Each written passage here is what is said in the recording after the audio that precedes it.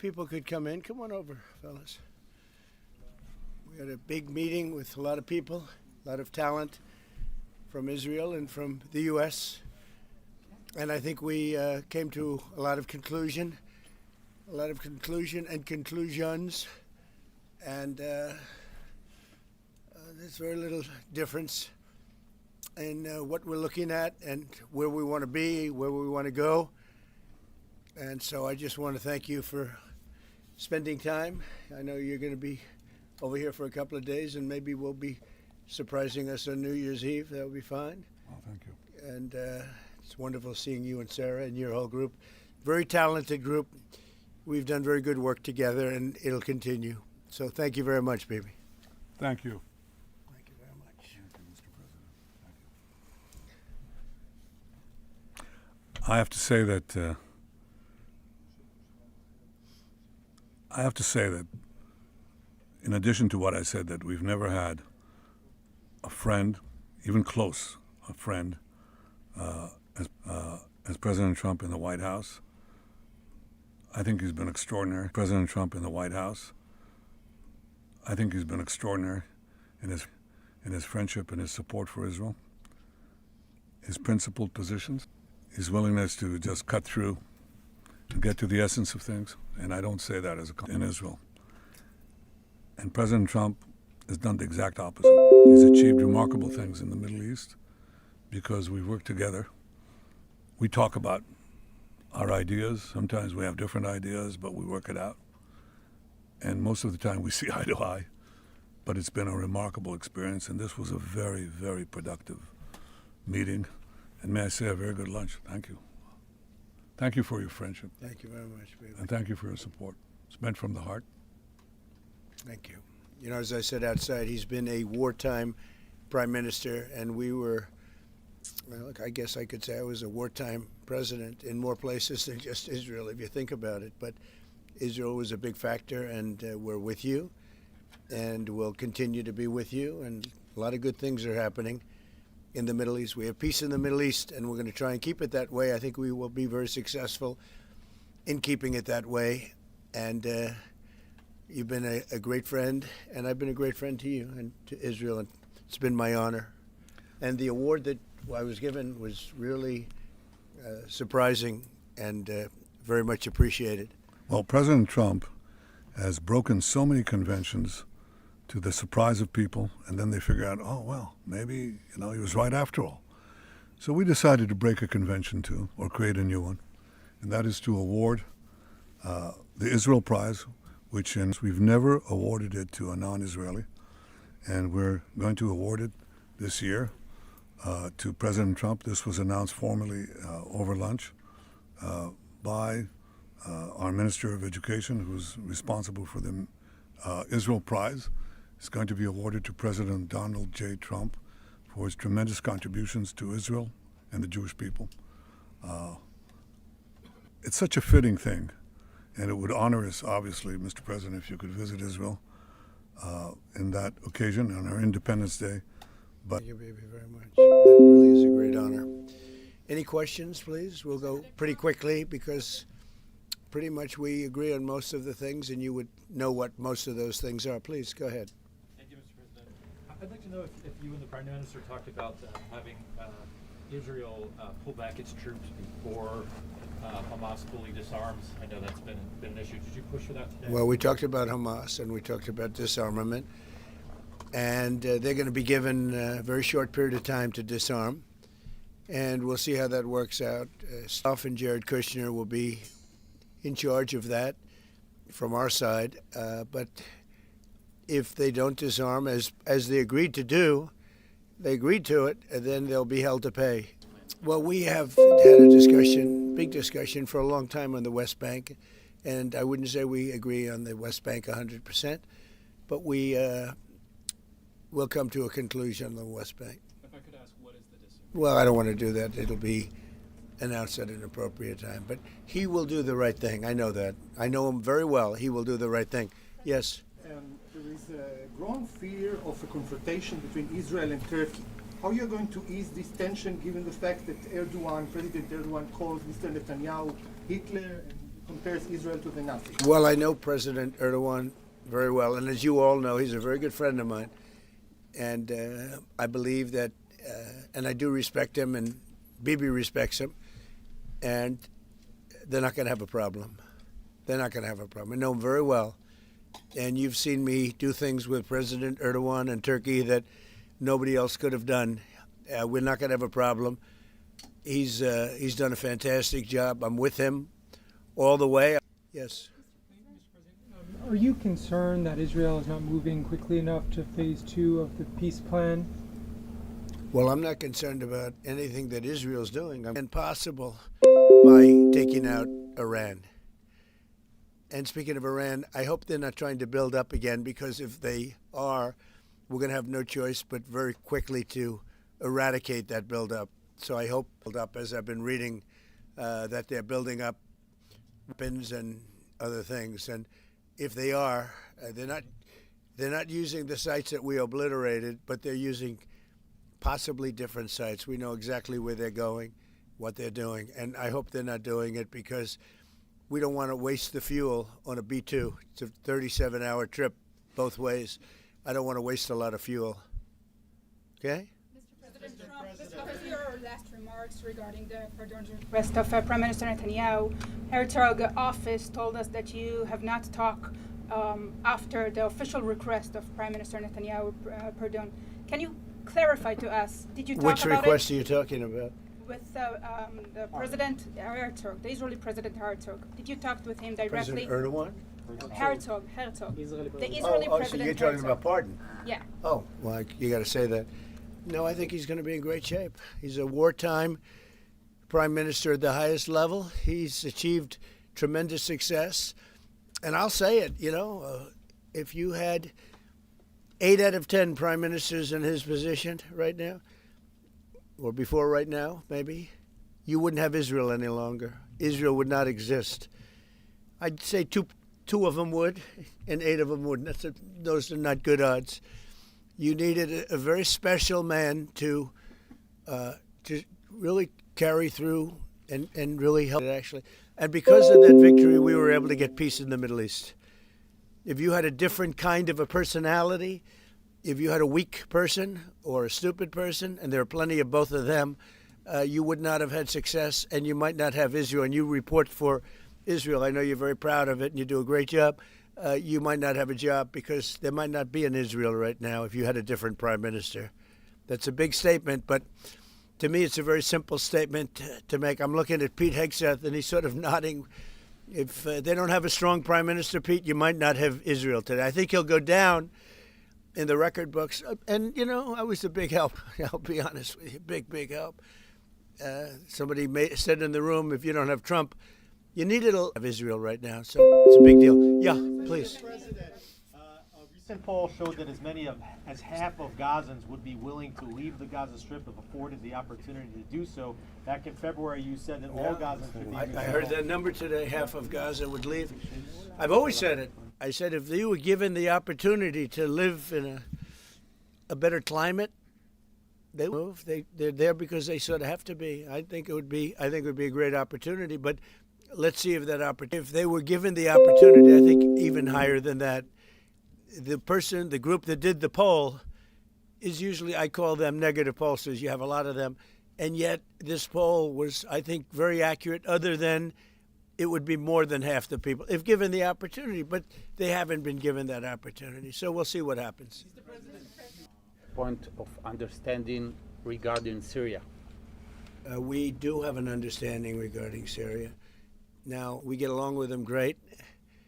I can't ask for any more. He's been with us all the way. We had that mishap with ISIS, and he was with us all the way. He was fighting us. He was fighting them.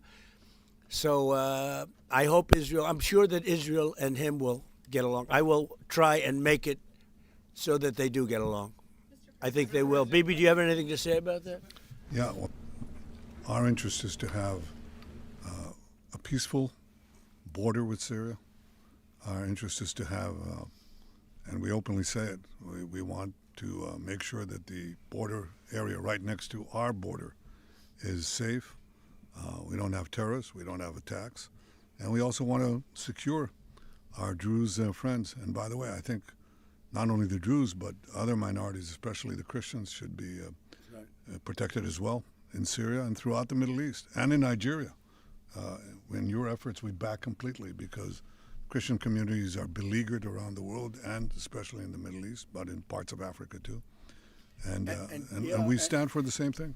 And don't forget, it was President Erdogan that helped very much get rid of a very bad ruler of Syria. That was President Erdogan. And he never wanted the credit for it, but he really gets a lot of credit. Bibi agrees with that. I agree with I mean, I know it. And President Erdogan should get a lot of good credit for what he did. He got rid of some very bad people. And, you know, they've been wanting to do that for 1,000 years with different names, but for 1,000 years in Syria. President Erdogan did it, and we give him a lot of credit. I give him a lot of credit. But I think it's going to work out well between Syria and Israel. Mr. President, about Lebanon. Yeah, go ahead, please. The Lebanese government, what we saw, is not meeting the terms of the ceasefire agreement. Has failed to dismantle the nuclear weapon. But after the meeting, after what you know from the intelligence, how close are we to another war with Iran? Well, I don't want to say that, but Iran may be behaving badly. It hasn't been confirmed, but if it's confirmed, look, they know the consequences. You know, consequences will be very powerful, maybe more powerful than the last time. Yeah. And Iran should have made a deal the last time. I gave them the option. I said, you can make a deal. Do it. I told them, do it. And they didn't believe me. Now they believe me. Evidence that Iran is behaving badly, and what do you mean by that? This is just what we hear. But usually, where there's smoke, there's fire. Have you heard the expression? What do you mean? Nuclear capabilities? Well, no, I'm hearing that they're not nuclear yet, but maybe nuclear too. The sites were obliterated, but they're looking at other sites. That's what I've heard. They're Do you have looking, intelligence to so it'll that, take or- a long time. They're not going to go back to where they were, but they have other places they can go. And if they're doing that, they're making a big mistake. Yeah, please. There's no reason for them to do it. Mr. President, is the United States currently open to engaging in bilateral discussions with Tehran? We're hearing reports from numerous countries that there may be some discussions. Is that something you would support, or Yeah, something that is I would. happening? You Sure. would support that? I would, happening yes. Right now. Thank you, sir. I have been, by the way, before the war, I would support that. I said to him, baby, I said, let's negotiate. And they didn't believe what was going to happen would happen. Yes, ma'am. On China. So China has been doing naval exercises basically to test encircling Taiwan. Can you explain to us what your knowledge is of that? What do you think about that? Have you had any discussions with China Well, I have a about great that? relationship with President Xi, and he hasn't told me anything about it. I certainly have seen it, but he hasn't told me anything about it, and I don't believe he's going to be doing it. Does it worry you? No, nothing worries me. But Nothing. You said where there's smoke, there's fire, right? So Yeah. if you're if you're doing naval exercises and air Well, exercises, they've been doing naval exercise for 20 years in that area. Now people take it a little bit differently, but in fact larger than they're doing right now. So we'll see. But they've been doing that for 20, 25 years. Yeah. Mr. President, if you don't see Hamas disarm in that short amount of time that you're giving them, can you tell us what the next steps would It'll be horrible for them. Horrible. It's going to be really, really bad for them. And I don't want that to happen. But they made an agreement that they were going to disarm. And you couldn't blame Israel. By the way, we have other countries that will come in and do it. They said, let us do it for you if they don't. Countries that were with them want to go in and wipe out Hamas. They don't want Israel. They don't want Israel. They don't need Israel. They want to do it because it's the right thing to do.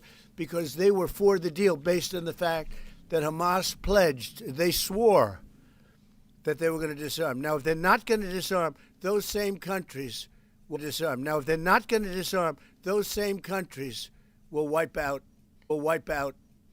Hamas. Yeah. President Trump, do you think that the PA should be involved into Prime Minister Netanyahu? Do you see a real opportunity that the PA will be in Gaza? Go ahead, Mimi. I think President Trump put clearly the conditions of reform that he wants to see in the PA for them to be involved. And I think he put it very clearly what he wants to see, the kind of real reforms. And they were put then in the 20 points.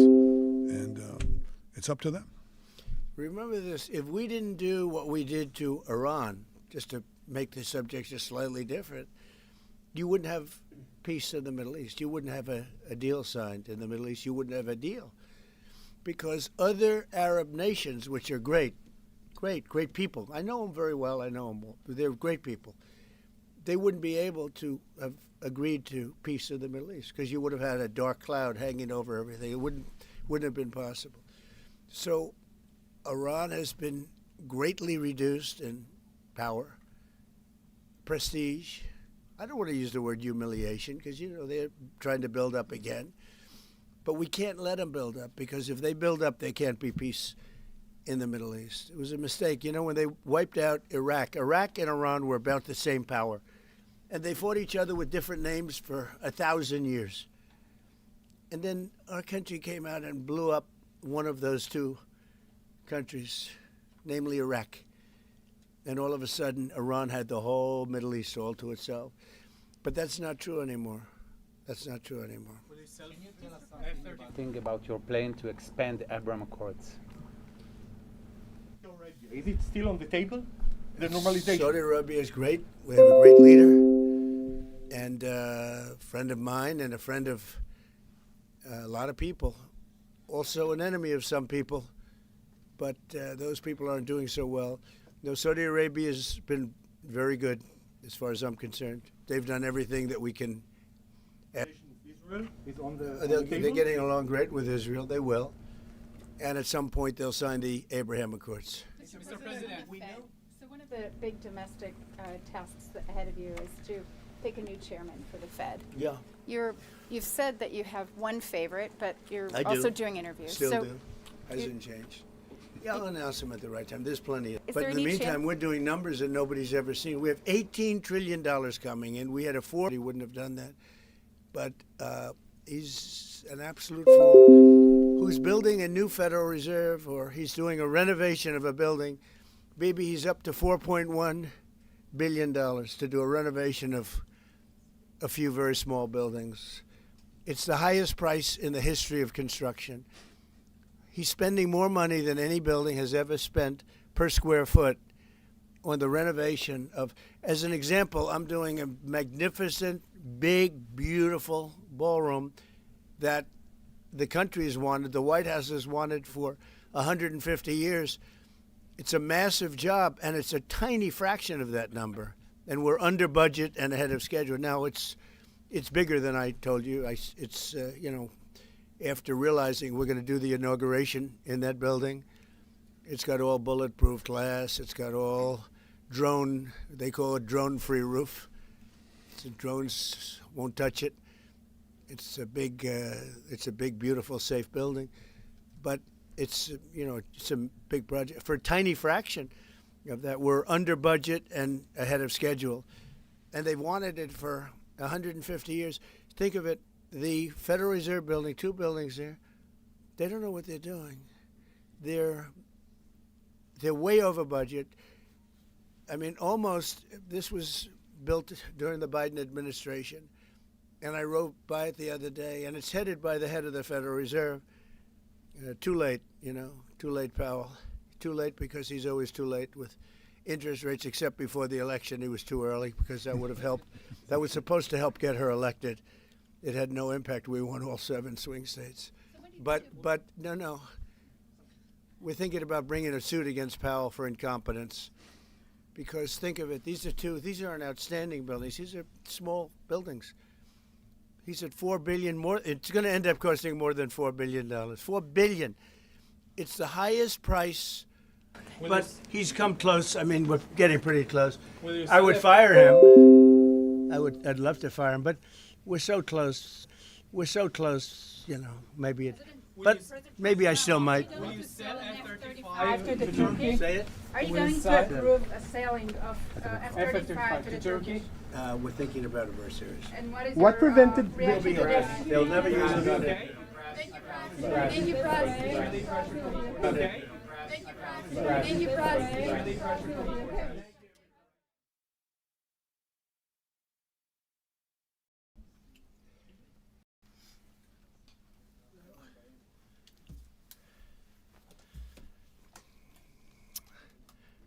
people could come in, come on over, fellas. We had a big meeting with a lot of people, a lot of talent from Israel and from the U.S. And I think we came to a lot of conclusion and conclusions. And there's very little difference in what we're looking at and where we want to be. Difference in what we're looking at and where we want to be. I have to